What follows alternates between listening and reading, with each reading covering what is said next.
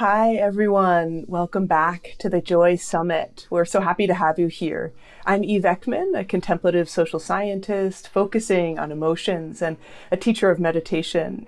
And I've been a lifelong student of joy. So delighted to be your host. And we are so fortunate to have Tsoknyi Rinpoche here with us today. He is going to help us explore how do we connect, and especially in an embodied way, to a sense of our unconditioned joy, something that Rinpoche and, of course, His Holiness the Dalai Lama and Archbishop Desmond Tutu have really emphasized.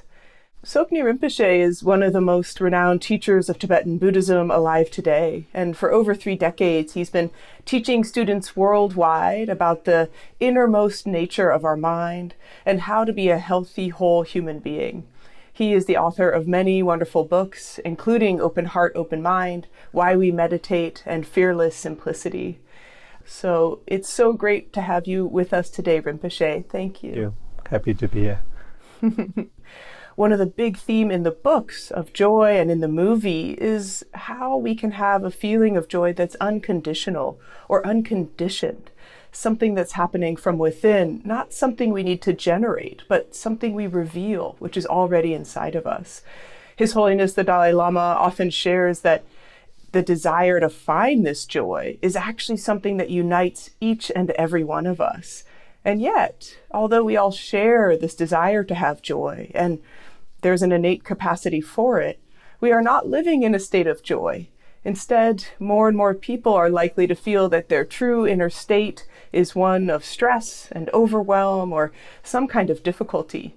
We know that joy is a huge component of our physiological health and well-being, not just something that feels good, but can extend our life and make us feel more connected to our work and people around us. So if this is such an important factor to sense that we can feel joy from within and share it with others, how do we start? Rinpoche, I know that you've spent many years not only searching for joy within yourself, but sharing it with others. Can you just tell us a little bit about how people get started in finding and cultivating a sense of inner joy? Thank you. Happy to be here. My own experience of joy comes into the 3 ways. One I call organic, natural joy within yourself. And then, of course, there's another joy which based on object and gives you a joy with a form of attachment and a little bit of selfish. So I might call selfish-based joy. And then another joy, the joy based with the compassion. So when you have really understood or experienced compassion, and then from that base, whatever difficulty you are facing, you still can find a fundamental joy. So I usually categorize 3 ways of experiencing the joy. That's beautiful. And I get the sense from the way you're describing it that none of those joys are wrong or bad. They're just different. Is that No, right? No.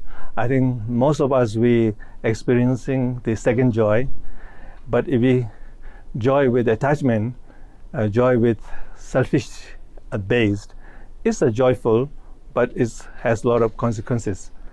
And if we cling too much on one object to please you, give you some joy or happiness, and if we cling that as a permanent, forever, which is not forever, if we understand natural law of impermanence together with that joy, and then we connect with our fundamental joy, organic natural joy, I call essence love, and then of course if we can extend our compassionate joy all up together, the normal joy, the attachment joy is not a problem. But if we forgot this first and third, only claiming the second kind of joy with the full egoistic way, then I think some point we will get a disappointment, because everything is changing, not lasting forever, but we claim to have that kind of joy as the primary joy. So for example, if I think the true source of my joy is talking with you here, then when this meeting ends, I might feel quite sad because that momentary source of joy will be gone. Yeah? That's depend on how you are coping, how you are expressing. Are you having this joy based on essence of love, unconditional joy, then plus with this conditioned joy, then I think you'll be okay. But if you are experiencing from the lack of essence love, lack of inner intrinsic joy, instead of a hollow, and then the conditional joy comes to you, replace that hollow, and of course that event is finished, and then you're left with that hollow. So the essence love is so important. Can you tell us more about I think essence love? I think it's very, very important nowadays. The old times, essence love might be very important, but nowadays, because we have so many things going on in the world, to give you some kind of joy or happy from the things, from the external way, a lot of opportunities, a lot of excitements, but we forgot to connect with basic well-being of essence love. When I say essence love, means just a love, nothing to do with anything. It is a birthright. Like we have 2 eyes, 2 arms, that joy comes. That's what I call organic, natural joy. But we sort of forgot to live with that, and we claim with the momentary excitement, we cling that as like a ultimate kind of joy. Then that thing change, relation change, position change, and then you're lost. So I'm not saying those conditional, joy are bad. It is good, but we need to come from the source. You need to reconnect with what you have, and then you live with that. Then even I think kind of healthy kind of joy you can experience. Then we can bring compassionate joy in. Then you can go to the world. You will see the suffering, you will feel the suffering, but you will have a power to solve the problem. Beautiful. Yeah, and this reminds me of part of the book in which Archbishop Desmond Tutu and His Holiness the Dalai Lama are talking about how even being with the difficulties of others and feeling the compassion can be a source of joy. I think most people would believe that, looking at the news and seeing how hard things are, or looking around at our family and people have problems and issues, they can't sleep and they're stressed out, we would think that would make us feel bad. How do we find the joy in being with these difficulties? I think at that time, maybe the compassionate joy might not able to express, but you can experience essence love kind of joy. So my recommendation is drop all the happening inside of you a moment of time and come back to the body, and then find and recognize there is something joyful, not like a external joyful. It's a very fine, and I call okayness. Not so much like a temptation kind of joy, but it's very fine, natural okayness, some kind of grounded well-being, warm, and ready to express expression love. But there's nothing to do with the conditions. So have to find this. You can find. If you look this way, you will not find. If you need to look with your body, with your feeling, with your emotion, and with some kind of relaxing and resting, and then it's there. And then this is called a recognition of joy. And then you stimulate through contemplation, through repeat it again and again, and that is called meditation. Find the whatever you want to cultivate, you search when you find, and then you contemplate that, stimulate again and again, and then it's become available to you, it's a part of you. And then with that, then I think you will easy to deal with the difficulties, because there's some grounded. Otherwise, it's a hollow. Opposite of joy is hollow.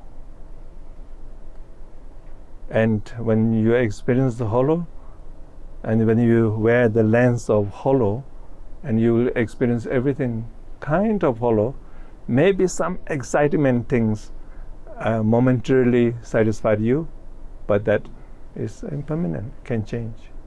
So not ready for change, and not experience the groundness of inner joy. I usually call external, maybe you are having a scoop of ice cream. It's a joy, but it will not last forever. You cannot eat ice cream 24 hours. You might not like it also. But this inner joy lasts forever. And you can have all the time, whenever you remember, through mindfulness, and reconnect with that. And then one day, the access to that become very easy. Hey, inner joy is there. No need to go through so difficult way. This idea of how we connect to that sense of, basically okay, that shows us where the essence love is. You both kind of told us with words, but you were showing us that this isn't something we talk about. Like, where's essence love? Oh, can I talk to you? Where you're looking inward and you're feeling it in the body. I think just that subtle gesture is unusual. Many people, they want to have a checklist. They want to go do an activity, right? And so your invitation for us is start to get familiar with that felt sensation in the body. So subtle it can be, right? It may be at first we don't even know what it is. We're so familiar with the thoughts and the contraction. And so finding that sense of the subtle connection to the okayness. There is a simply not connecting with okayness, essence of love, or basic well-being. I have so many names. Organic, natural, joy.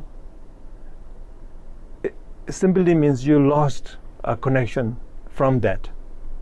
And then cognitively you think, oh, I'm fine, I'm okay, I have everything more or less, That is how your mind thinks sometimes.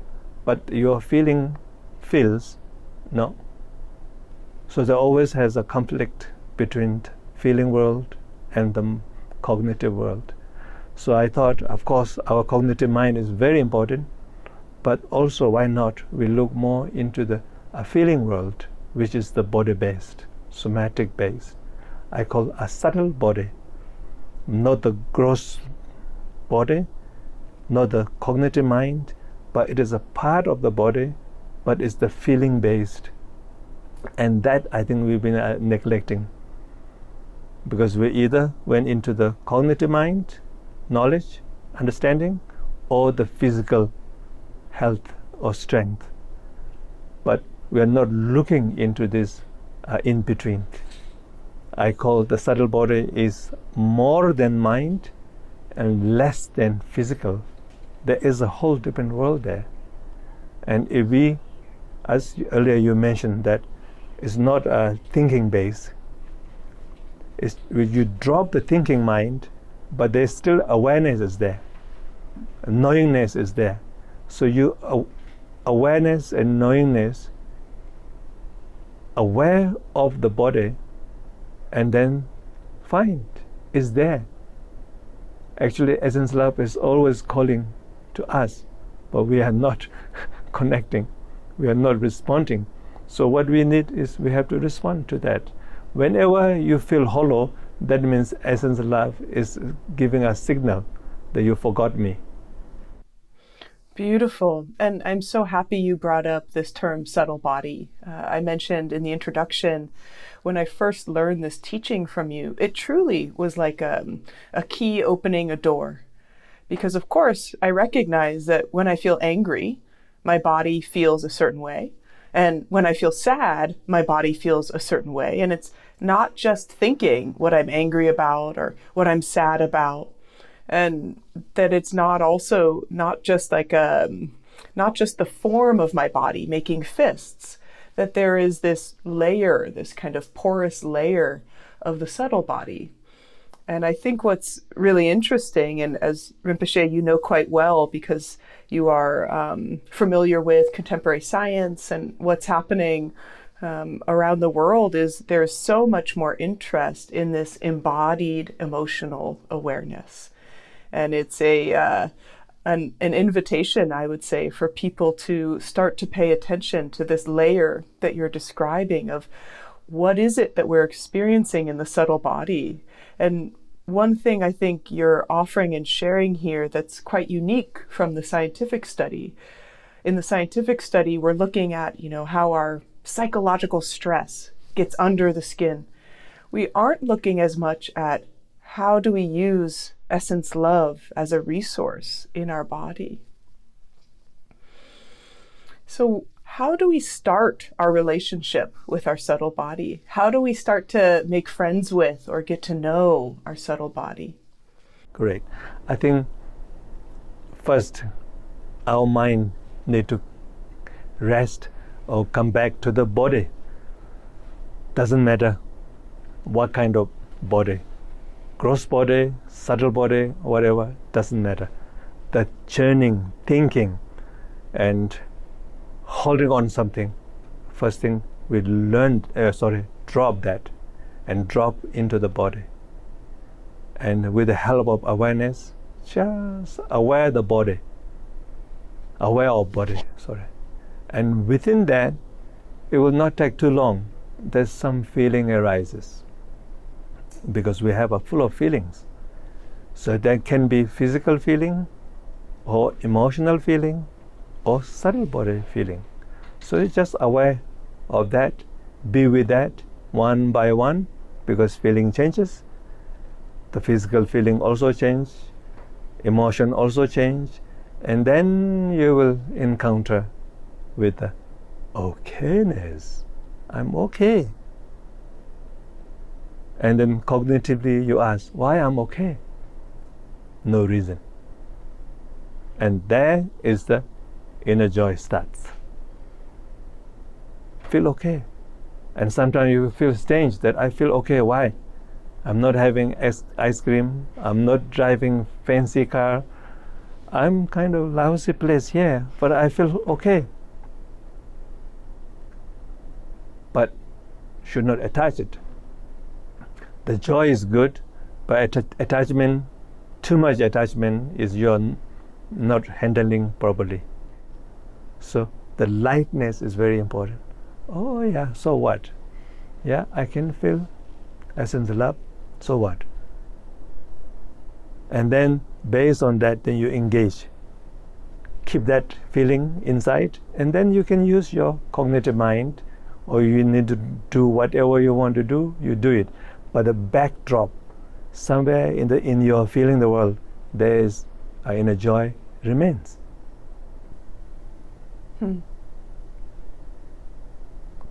So all is like a feeling-based practice with the help of mind. Usually I describe mind has few elements like a knowing mind, thinking mind, awareness mind, clarity mind. So what we are dropping is the thinking. but we are not dropping knowing mind, awareness mind, and a clarity mind. Because at the beginning, thinking is a little bit disturbed by the blockages. So, come back again and again. Good news is essence love never exhausts. It's always there. But whether we are reconnecting or not. Thank you, Rinpoche. Wow. One thing you just clarified for me in what you said, I feel is so important is, I think sometimes we like to create a big distinction between thinking and feeling. And when you presented these different types of the mind, we can recognize that connecting to our subtle body doesn't mean cutting off the mind. It means, reducing this thinking part of the mind. So the practice actually of connecting to the body and the sensation of essence love in the body is a practice of body and mind. Yes, of course. I mean, even is better for the mind. Mind is not bombarded by the blockages. So mind also can rest and become very clear. And then from that clarity, if you think, even better, there's no disturbance. Many disturbance, in fact, is coming from body, emotions. So I almost will say mind itself has not much feeling. It's a knowing, but it's very connected with the body. So body is feeling based on the body, but they're living together. So I cannot say mind doesn't have any feeling, but I'm talking about the source. The majority source of feeling is from the body. The knowing, knowledge, thinking is from the mind, but we have to live together as a human being. So we have to have both healthy. Otherwise, distorted thinking might affect on our body. And then you have the same consequences. Thank you, Rinpoche. I'd like to ask you one more thing about joy as well, which is some of the ways that we get blocked in our joy is, as Archbishop Desmond Tutu and His Holiness the Dalai Lama say, and I've heard you speak about and write about, is when we get too fixated on ourselves, right? We have a sense of ourself that is too big, and you've shared in your books and teachings about connecting to the mere I. Can you tell us a little bit about this? Mere I is a healthy self, not distorted, because what we need is not too much clinging in the self, because it's not actually it's not like that. So what you are, you have a body, you have all the senses, and then temporarily you are living with that I, that me, that cannot last forever. It is part of impermanent. So mere means merely I exist in the healthy way. Why I should carry too much egoistic, too much reified way on me, because it's not me. What I am is a merely functional human being. As Dalai Lama always says, he's a simple Buddhist monk. So his social I is not affecting to his real being. So it's taking very light, but he is connecting with the social I, like a Dalai Lama, and he's using that as a compassionate way, but he's living with this mere I. So the problem in the world is when you become something, more opportunity, more things, more names, then you are reified. That is me. I call it a second I, reified I. Everything is me, me, me, and I am like that. But actually who you are is a simple human being. And if you don't forget that beauty, whatever your names, positions are temporarily useful for you, maybe helpful for others, helpful for you. Yes, it's part of you, but it's not really who you are. So I call the dance between social I and the mere I. Mere I is what you live, and social I is what you can help others and help yourself conditionally.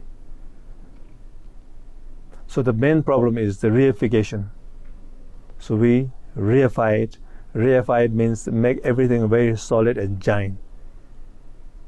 And that is me. Actually, it's not. So mere I and essence love are friend, and joy, inner joy are connected. When you have experienced mere I, you are inviting essence love. When you experience essence love, you are part of the inner joy. They are one group.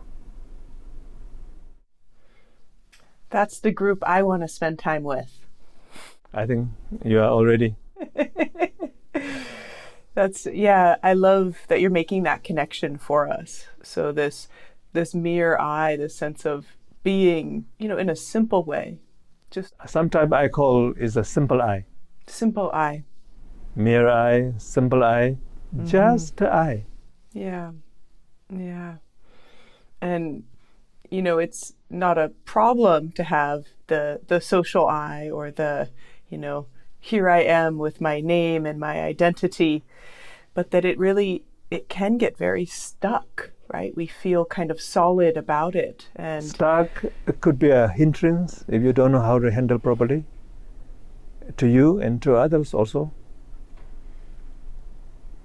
Because, there's a lot of immediate gratification kind of with a social I, or second kind of joy with objects, but there's no end. And I call social I is very high maintenance. Of course, we should maintain, but we should live with the essence. We should live with the simple I, mere I. Yeah, I think, an interesting part of that is many people live not only with the social I of I am so wonderful, but the social I of I'm so terrible. And we become fixated on being bad or wrong. Is that similar too? Similar, yeah. Another kind of projection. So, my point of view is that, you acknowledge that.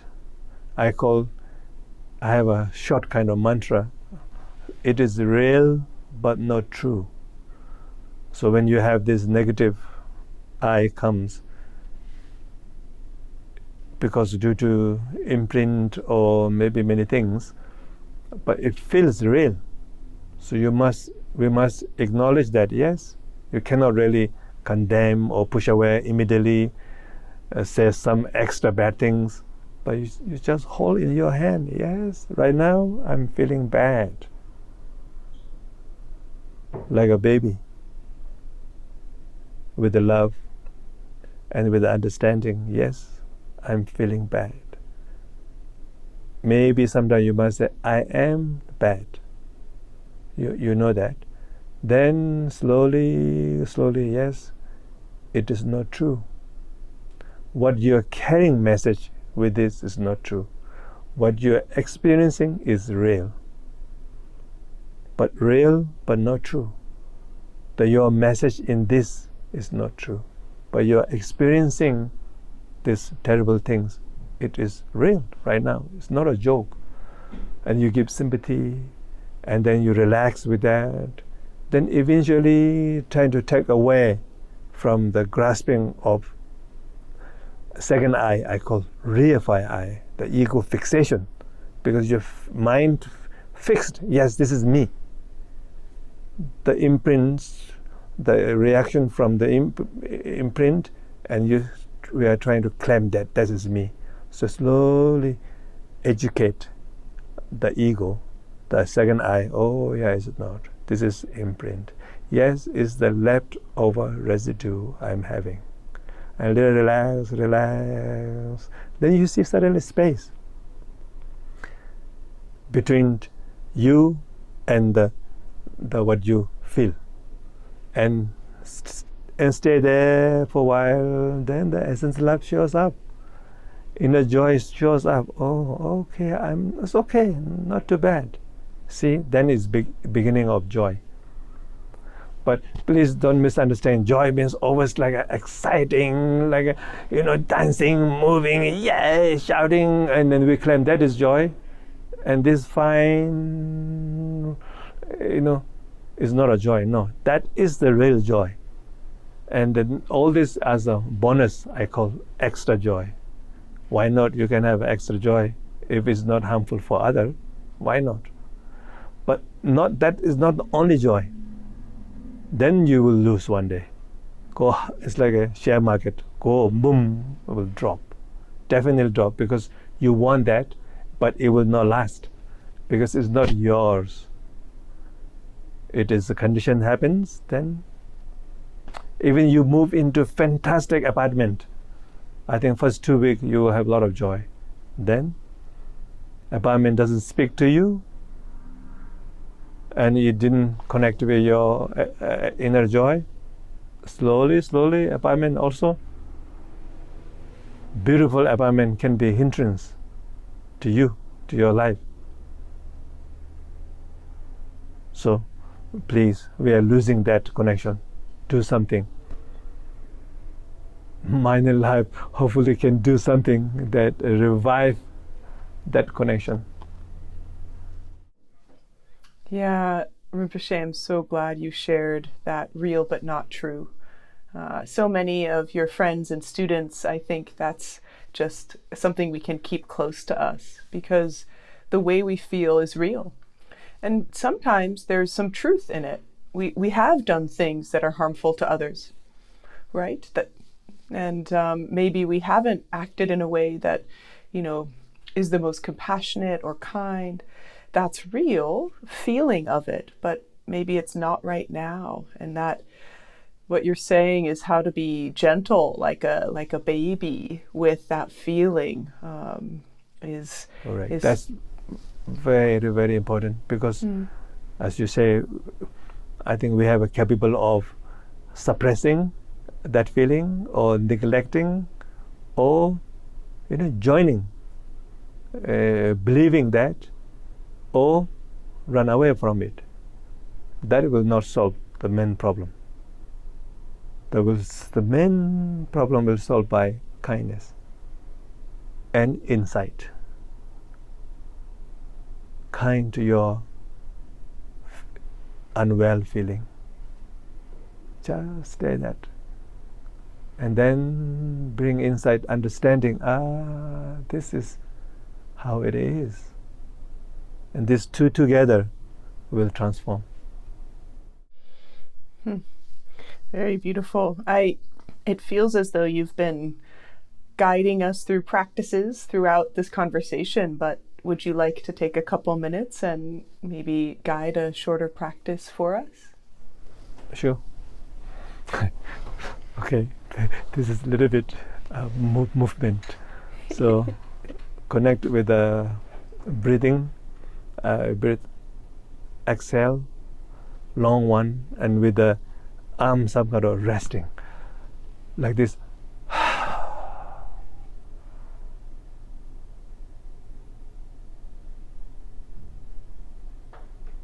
One more time. And this time, just drop all your worry for a short moment, and then aware of your body.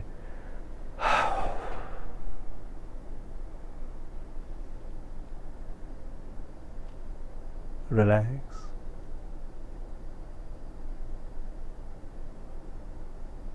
Gently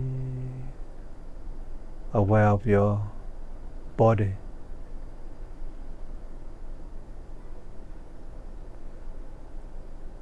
The gravity, the groundedness, the easiness or uneasiness, whatever is there in your experience, just aware and feel that feeling.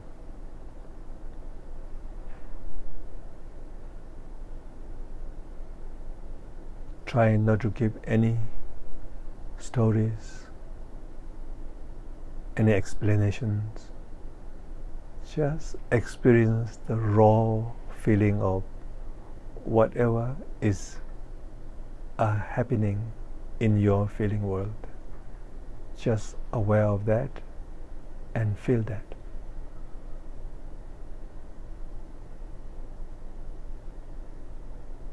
And time to time, remind yourself, relax. We are capable of relaxing.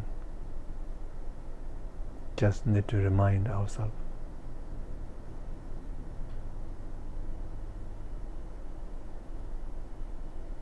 And gently aware of the okayness within yourself.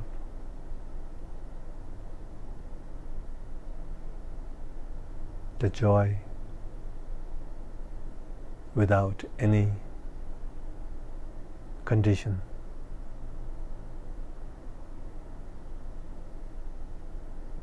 Connecting with the space, openness, freedom, well-being is all part of inner joy.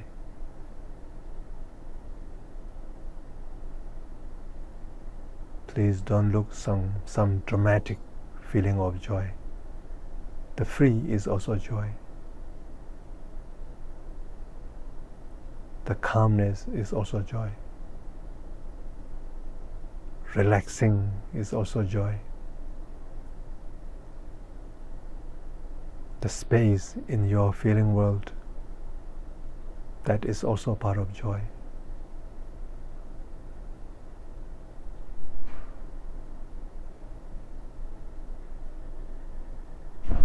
Of course, time to time there's a thoughts, emotions might come, and you just say hi.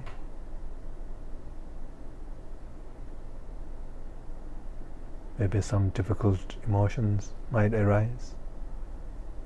Just say hi and relax with that emotion.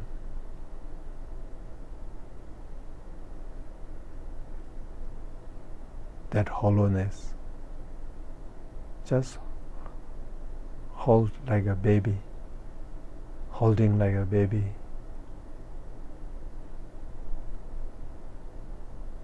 And be kind towards to that.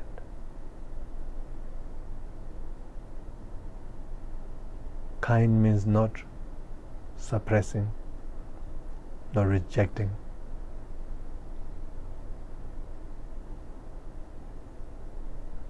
Not running away from it if you can. Be with it. It's called being with whatever you are experiencing. Maybe it might change. Let it change by itself. You are not changing, it is changing by itself. Maybe that hollowness might not be there. That's fine. Be with that openness of that hollow, free of that hollow, sorry.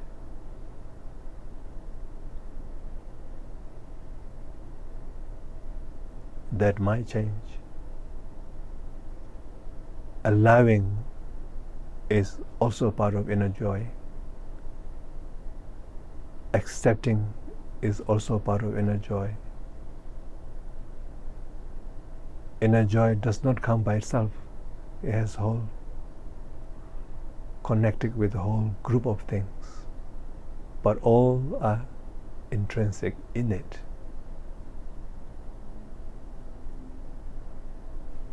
Inner value.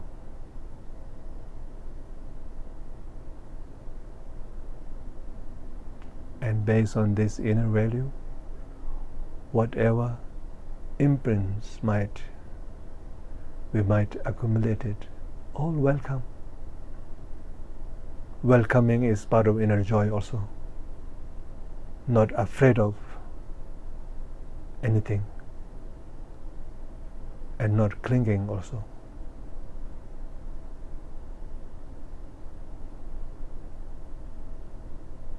Not indulging also.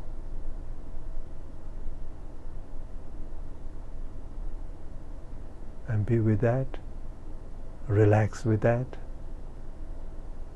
and one day that was your birthright, natural, organic of your existing, and that will reveal with you, and you will live with that forever. Whenever you want to connect, you just use the mouse to click in. Hey, where are you? Click it. Yeah, I'm here, I'm waiting for you, I'm always with you. Oh yeah, I know, but I forgot you, sorry, come back. Then carry on. Thank you.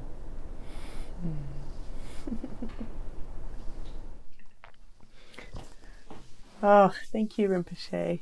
That's such a beautiful reminder for us. I wanted to ask you one last question. Sorry for so many questions. No but problem. So wonderful, so wonderful to hear from you. I can't help myself. I wanted to ask you a bit about, how our sense of joy actually relates to what we offer in the world, how we are with others. And I think, for example, of course, you're a father, so you can offer love as a father. You're a teacher, and you offer that love to students and can bring joy. And then the work with the nunneries and offering a place for people to study and to learn and to develop awareness and insight. Can you tell us about the relationship of joy and offering, or kind of showing up for others? I think that I call compassionate joy.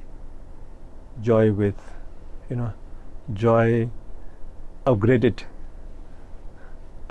joy. Joy almost transform into compassion, or compassion is a landing on the joy, almost inseparable. So, with the basis of essence, inner joy, then I think you will never get tired. And because you know that the world needs, and you have that opportunity and capable, but you will not need so much self-gratification, no need self-fitting, because you're happy that you can do something for others.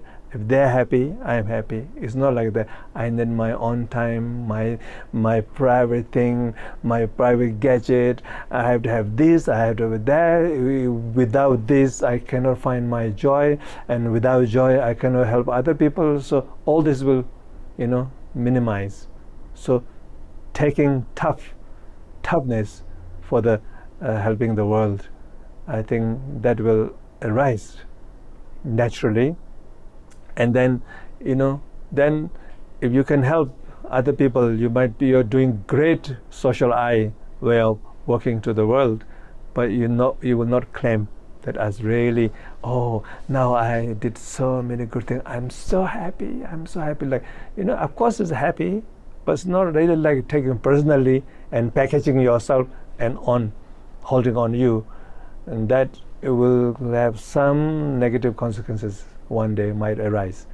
So with a healthy inner joy and with the compassion joined together, then you will not get tired. And then I think the world needs that. Definitely right now, I think we need more people like that. So please encourage, produce more. I think you need to start from children also, as His Holiness always says. I really believe that. And it's connected with the education, I think. Sometimes I have this strange thought that, how do we learn essence love from someone? And I thought, to bring some beautiful grandma from the mountain. They have it. Just bring into the class. Maybe they didn't have any qualification of modern certificate, but they embodied warm heart, bring into the class and take care, and then the children can see. Actually, essence love is not, inner joy, how we learn, is not only like a cognitively teaching. Okay, we can learn something, but it is contagious from someone. And because you have that, and it will encourage, and then you learn does not mean it's input to you, but you have already existed that inner joy, but from some encouragement, some input from outside, it will boost. I learned my essence love, inner joy from my grandpa. Because I have it, but you need some link to learn, remember, where I got this. Where I reconnect, sort of like, aware of it, is from my grandpa. So I don't know how we can do it, like, cognitively is the information base. I think it's good to, say there is some well-being, essence of love, but actual, not to hook into the, attachment joy or selfish joy. Of course, that is good, but there's somewhere you can be with I think nowadays we say be with yourself, be with your inner joy. Then look into it. I could be a very healthy human being, I think. So I really hope that Mind and Life can make some program. I think you already have had, I think, together with the mindfulness. Mindfulness, great help, but also together with feeling mindfulness. Thank you, Rinpoche. You are showing us one of the ways to develop exactly what you're talking about, and that I think it's such a key aspect of what you're saying in order for us to engage with this compassionate joy, to be able to show up for others. We really have to have some sense of our own source of joy. I mean, that is huge. All of us want to, and we care for being with other people as they're struggling. But if we just go directly, then we kind of, we won't be able to survive. We'll become unhappy and upset and, just kind of dry. But that essence love gives us the resource, the power to be with others, and such a good reminder to look for essence love in other people. Correct. You put it such a beautiful way. That's it. Yeah, and it also inspires me to think, maybe I can't teach thousands of people or start a foundation, but what I can do is, cultivate the essence love so that I can bring that to others. Correct. Yeah, based on inner joy or essence love, I think compassionate joy will never exhaust. You will never get tired of helping others, because you have the resource to come back, recharge, then keep going, recharge, keep going. It's like you have automatic room cleaning. You clean and clean, at some point you will charge, and then you clean again. So I think there's many great beings, really compassion, helping. I really appreciate, but sometimes they exhaust, and then it's good to recharge. Then they can do more. when I say recharge, does not mean you have to sit while you are helping other, not necessary. No, sorry. While you are helping other and you stop for a few minutes and come back to sit, not necessary. There's a way that you can, mind is silence. It's to you yourself. You can use. People don't need to know what you're doing. You are reconnecting with the essence of love while you're giving talk. They don't need to know. You can develop that kind of skill. You can walk whatever you do. The mind is your own. You have your right to connect with your feeling. And if you know the skill, then you connect with the essence of love and you're charging. It's like a solar. Going into the Mars, recharging again and again, so you can reach the Mars. It's in order to charge the battery, come back to the Earth, then going back to the Mars, that will never work. So while you're engaging, while you're working with the compassionate joy, compassionate things, internally you're charging. Come back to I'm a mere I. I'm doing great things. I'm happy for that. I will do more, but I am as a simple.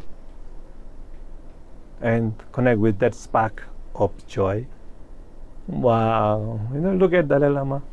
So I think the COVID time, I think it got really difficult because he want to help more people. Sometimes they're limited. So now he's moving. Such an age. But see his joy inside. He's aware of all the problem in the world. He's trying to solve their problem. But he himself has this spark. Really encouraging, yeah. I think Jasmine Tutu is also the same thing. Two lovely guys. Thank you so much, Rinpoche. Thank you. Yeah. Really, I feel the spark from what you've shared with us, and I know that this will really inspire many people to know where to look for their joy. So thank you. Thank you so much. Wonderful to talk with you. Thank you.